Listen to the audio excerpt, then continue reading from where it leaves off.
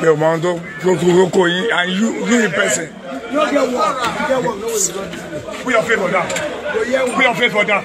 Put your face for down.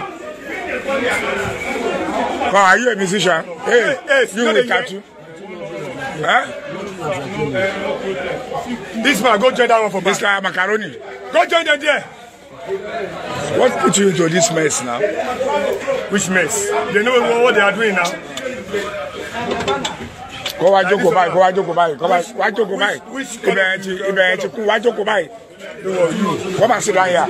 Sit down